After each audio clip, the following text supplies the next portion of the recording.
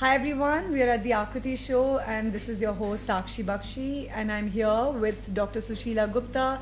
She's a gynecologist with more than 40 years of experience. We're so happy to have you on the show. Thank you very much, Sakshi.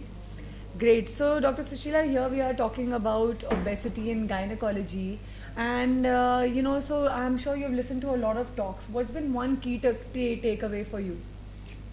Because ये जो हमने topic रखा है ना obesity, जैसे आपको अगर साक्षी पता हो, आकृति की ये यूएसपी है। जो भी कॉन्फ्रेंस का टॉपिक रखते हैं वो थीम बेस्ड रखते हैं, खाली single topic and we have to go to in the detail.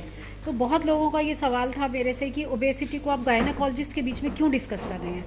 लेकिन हमने जब देखा कि गायनाकोलॉजिस्ट जो है इसको यंग एज से लेके लास्ट तक बहुत समय तक उसको ये वाले पेशेंट्स उनके पास आते हैं।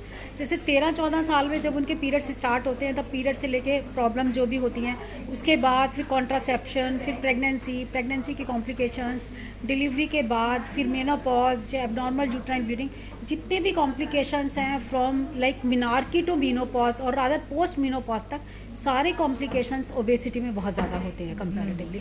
सो इसीलिए हमने ये टॉपिक चुना और ये टॉपिक रखा और हमने उसी चीज़ को बहुत ज़्यादा डिस्कस किया अच्छे से, कैसे हम अर्ली स्टेज में उनको कैच करके प्रिवेंट करके और कैसे हम उनको नॉर्मलाइज कर सकते हैं। So, and what is one, I think lifestyle change that you follow that you think has worked for you quite a bit? जो मुझे काम करता है मेरे ख्याल में ये है कि बहुत पहले से, जैसे हम ये एक कहावत मेरे बचपन में मैंने सुनी थी कि जब भी आपके दिमाग में आता है खाऊं या ना खाऊं तो ना खाऊं। और दूसरा, डेफिनेटली हम लोग पहले होम फूड ही ज़्यादा खाते थे और जंक फूड हमारे लाइफ में था ही नहीं, तो शायद उसके बहुत सारे टेस्ट भी डेवलप नहीं हुए। और ओवर द ईयर्स थोड़ा थोड़ा ऐसा हुआ है मेरे लाइफ में, शायद ये ब्लेसिंग्स है या क्या है, जब भी मैं थोड़ा सा ज़्यादा खाना खाती हूँ तो I feel discomfort in my abdomen. और मुझे लगता है कि वो इनिशियल फेज में ना हर एक को होता है थोड़ा ना थोड़ा ओवर ईटिंग के बाद डिस्कम्फर्ट। अगर हम उस ओवर डिस्कम्फर्ट को लाइक इग्नोर कर देते हैं, we keep on eating much, तो हमारा स्टमक डायलेट हो जाता है। तो that is might be reason और दैट इज़ वर्किंग कि मेरे को वो जो सिग्नल है वो बहुत मिलता है कि नहीं I have like taken more than that what is required.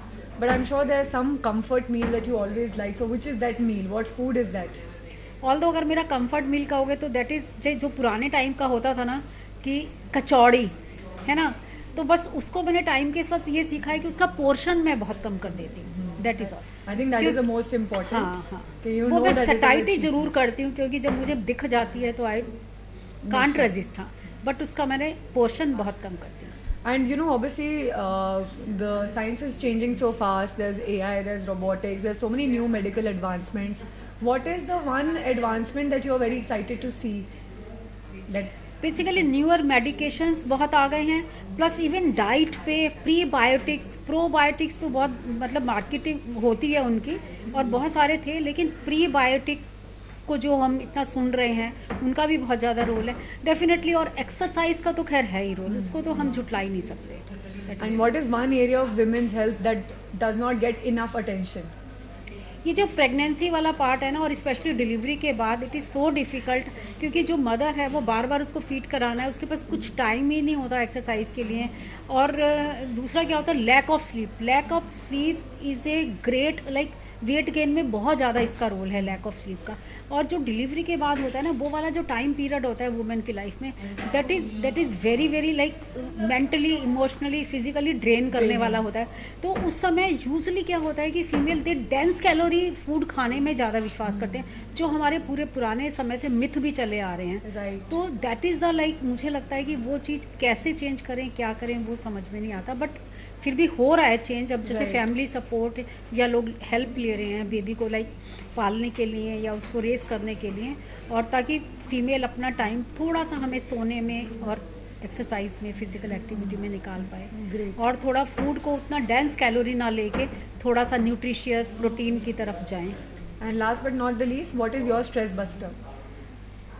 देखो ये जो जो कॉमन मैं देखती हूँ ना स्ट्रेस बस्टर, बेसिकली जो स्ट्रेस बस्टर होते हैं लोगों के, या तो शॉपिंग फीमेल का या ईटिंग, ये दो होते हैं।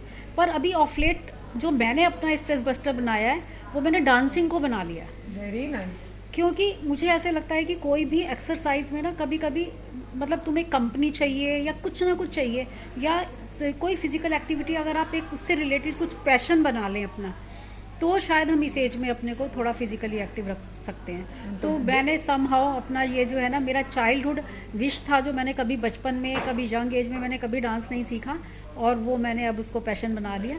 तो वीक में एक बार मैं मतलब उसको Bollywood फॉलो dance? करती हूँ। बॉलीवुड डेफिनेटली, अरे बॉलीवुड वाह, तो मुझे yeah. लगता है ऑल ओवर वर्ल्ड फेमस है, everybody is enjoy Bollywood Yeah, yeah, dancing. yeah. No, truly, So, हाँ, truly, वो truly. मैं, हाँ। No, but it's तो been बन- great listening to Dr. Sushila. मुझे I just want to have quick takes, take it or trash it. तो आपको मुझे बस बताना है कि whether you would take it or trash it, है ना? So intermittent fasting for PCOS, take it or trash it. It is difficult to say yes, but हाँ definitely I will say yes, कर सकते हैं अगर कुछ लोग करते हैं तो it is good. Good, okay. And cheat meals, take it or trash it. Control करो तो बहुत अच्छा है, नहीं कंट्रोल कर पाओ तो उसको कुछ monthly weekly you have to do that. Mm-hmm. And IV drips, take it or trash it. Trash it, Trash it.